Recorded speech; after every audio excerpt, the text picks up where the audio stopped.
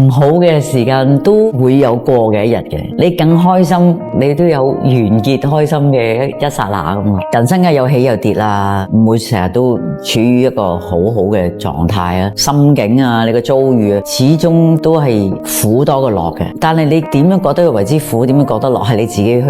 評審嘅啫。有經歷你先有經驗咯。我自己咧就好似懶阿 Q 咁樣，我覺得點樣嘅差環境咧，你都揾到一個好嘅感覺，咁而將嗰一點有嘅感覺，你將佢發揚光大，咁我覺得又就可以冚咗個所謂負面嘅嘢。好多年輕人都覺得自己入錯行，覺得呢份工作唔啱我，自己好中意一份工作，但係有陣時你知道嗰個身體狀況，又或者係嗰個環境因素，令到你工作咧個情緒低落。咁其實呢一種咁嘅感覺或者呢一點嘢咧，其實我哋日常嘅工作裏邊咧，其實周不時會發生。就算你而家咁即係揾到一份唔啱自己做嘅嘢，但係你可唔可以從中揾到一啲樂趣咧？可以㗎，可能。